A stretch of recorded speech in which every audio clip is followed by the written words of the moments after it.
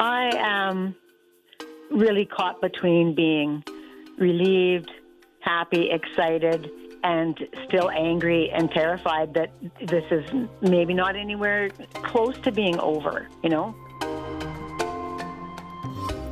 That's Shauna, a Richmound resident.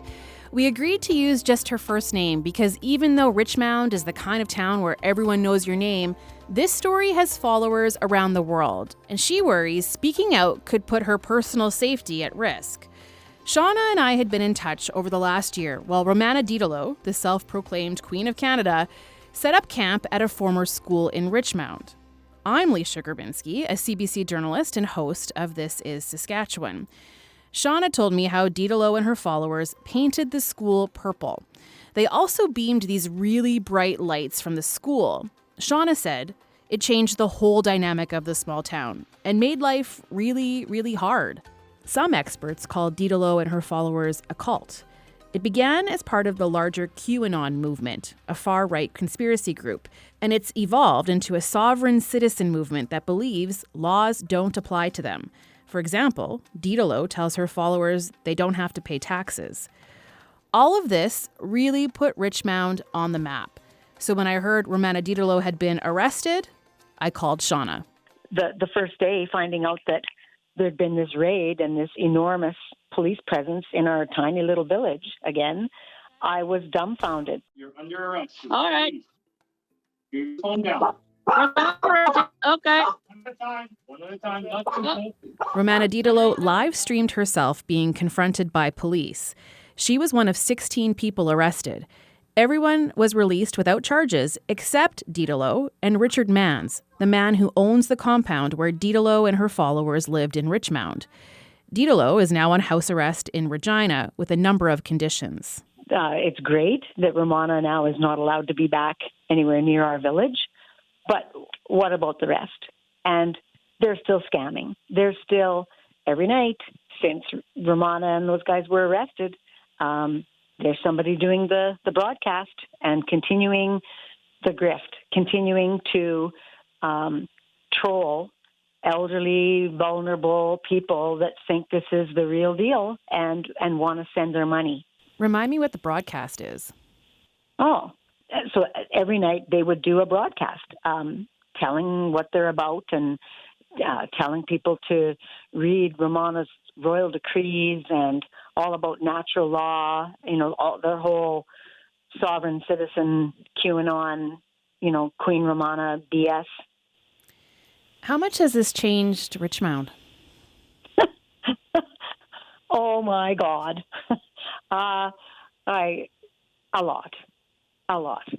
Will Richmound be able to come back from this? Well, possibly, probably, especially now that something is happening, and now that the group is not allowed to be in the school building because of the condition that it's in.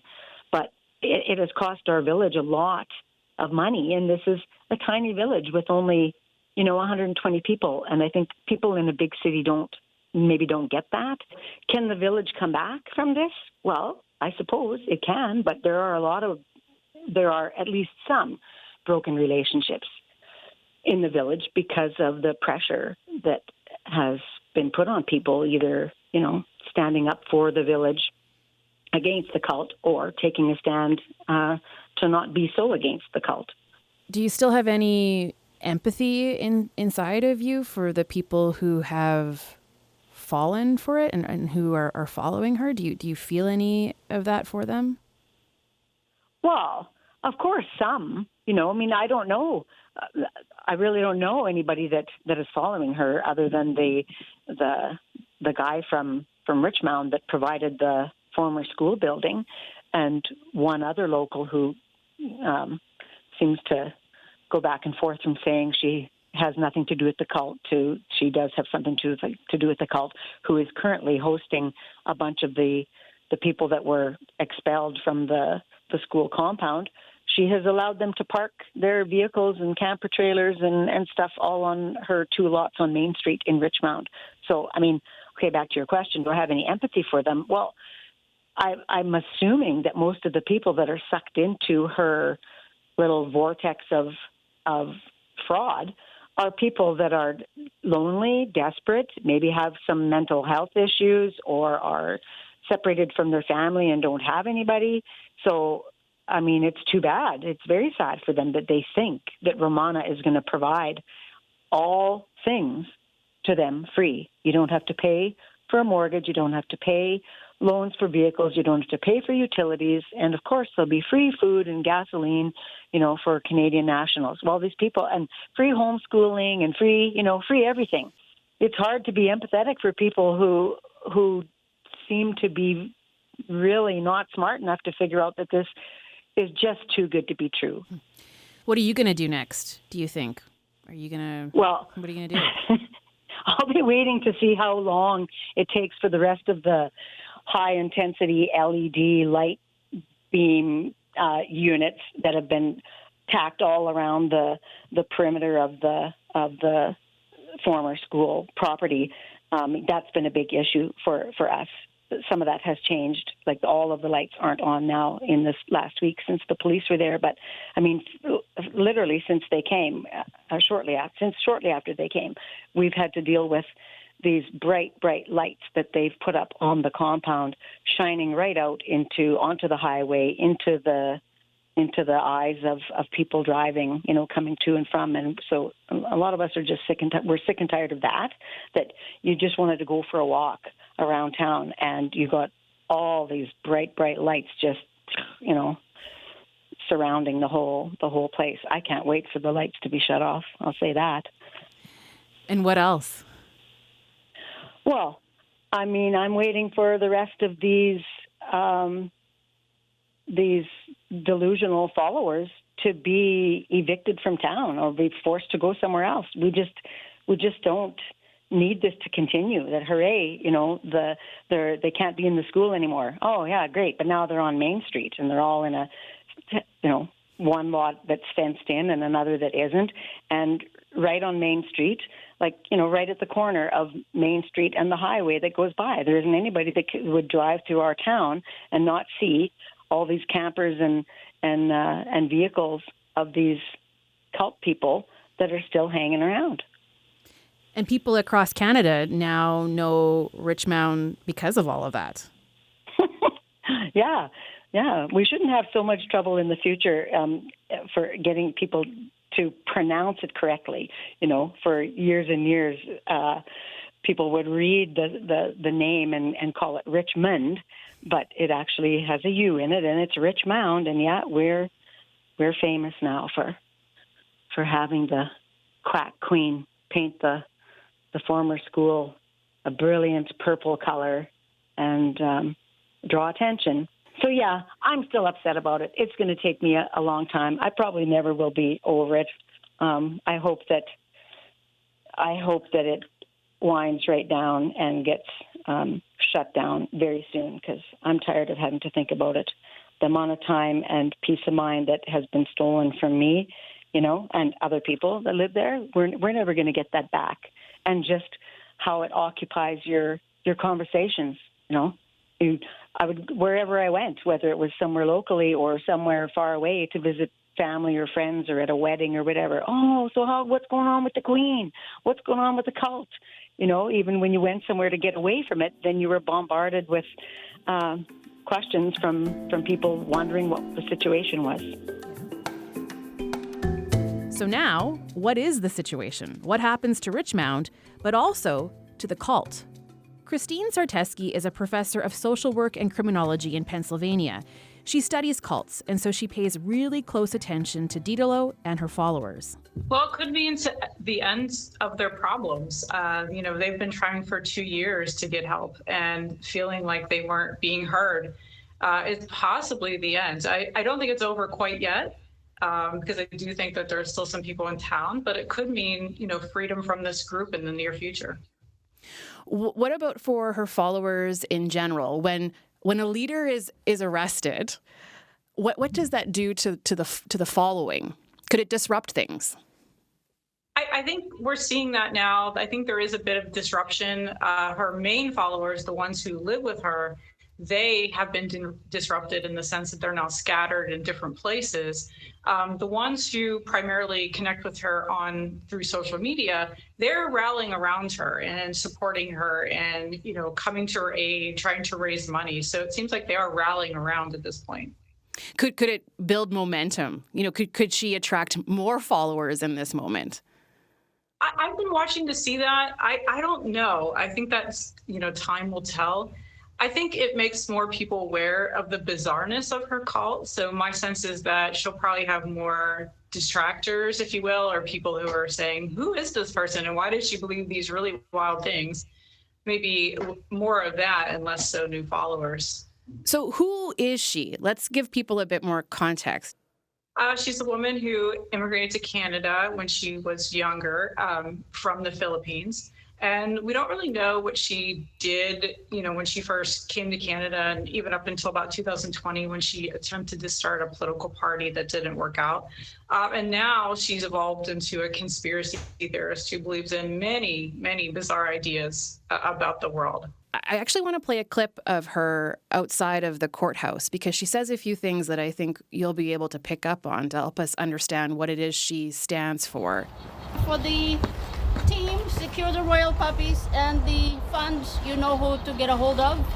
All right, and I'll be seeking a jury a jury trial. And under natural law, you know very well, they have no jurisdiction. Zero. Can you help us make sense of that? Let's start with royal puppies. What is she referring to there? They adopted 2 dogs a couple years ago, and they are referred to as the royal puppies because she's royalty, and so therefore they are, by extension, royalty. And then she mentioned funds. Where are they getting money from? They raise money from their followers. They do a nightly news stream where they request money, and there are people who give regular money, funds to them every day, once a month kind of thing. So they're getting money from followers. How much money? Do you have any sense of what's flowing into this movement? We don't now. I know a few years back when they were traveling around the country, there was a figure of like $20,000 a month that they were able to acquire. I don't think they're getting anywhere near that now. They've lost a lot of followers, but it's unclear how much money they do get at all. Natural law. What is meant by that?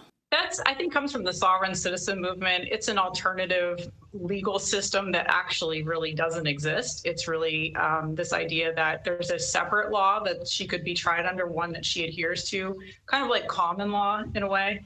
But it's nothing that is legitimate in any way. They hold their own courts, and she claims to have a court under natural law. So that's, I think, where that comes from. What kind of an impact has she had on people's lives?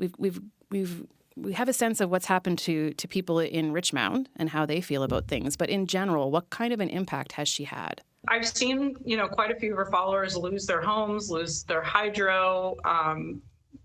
So people who are losing things, if they believe in her and they really try to attempt her tactics or to institute her royal decrees, they lose. They lose a lot. I've spoken to family members who have a family member in the call or are very closely following the call, and they've lost a lot as well because that person might stop paying the mortgage, and then they're worrying about, am I going to have a home in the near future because my loved one follows her and believes in her.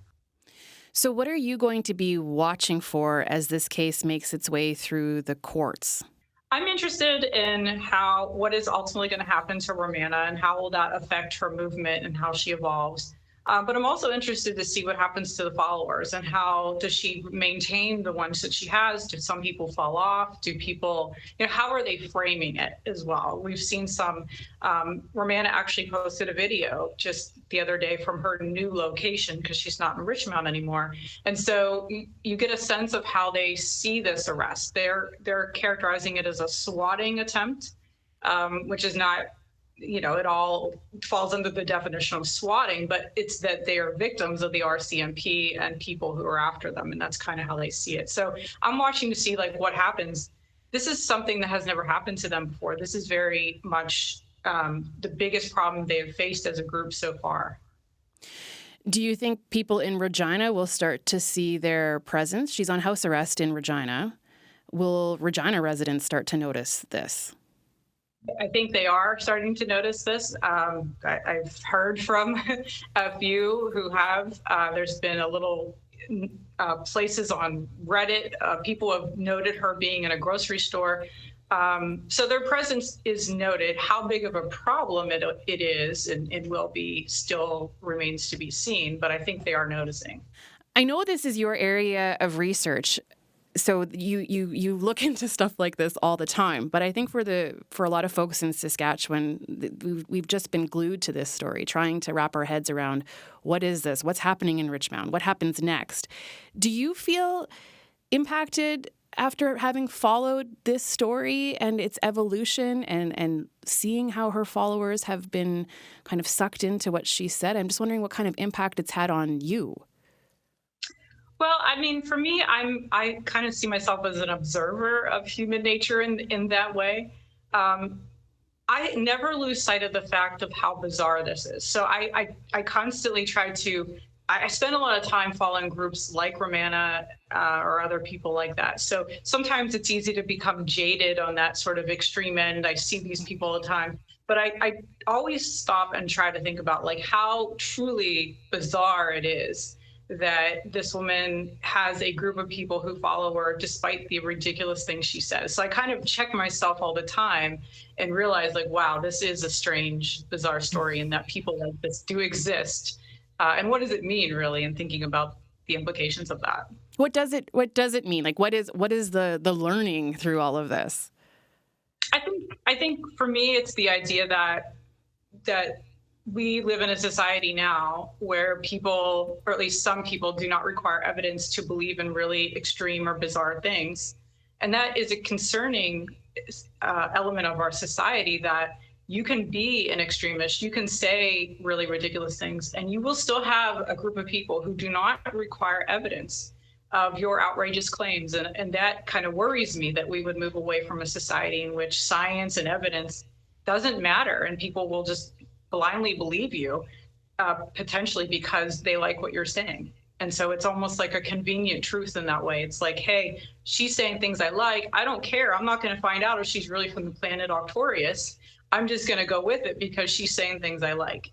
And I think that's concerning for society, that person could get a following. What would you say to people in Richmound who are maybe feeling a little optimistic, but also worried that it's not going away? And unfortunately, this is what their town is now known for. People across the country know Richmound. What would you say to some of them? Well, I mean, I empathize with them. I understand they've been going through a lot for the past 2 years. I feel like they still have to keep their guard up because I don't think it's over yet. I mean, there's still people in the community from the cult who live there. We don't know what's going to happen with Romana's case. Ultimately, it could take, I think the Crown prosecutor estimated about 30 months for this all to unfold. We don't know what's going to happen with the school. They could potentially be allowed to move back there. I mean, it's just hard to know. So I guess the message would be stay guarded. We don't know what's going to happen. Yeah. Christine, thanks. Thank you so much. All right, so at this point, I just want to timestamp this episode. We dropped it in the feed the evening of Tuesday, September 16th. Romana Didelot is expected to appear in court the following day. I'm Leisha Grabinski. Thanks to Chris Haynes, Nicole Huck, Jenna Leith, and Corrine Larson. Do us a favor and make sure you're following This is Saskatchewan on your favorite podcast app. Thank you for listening, and we'll talk again next week.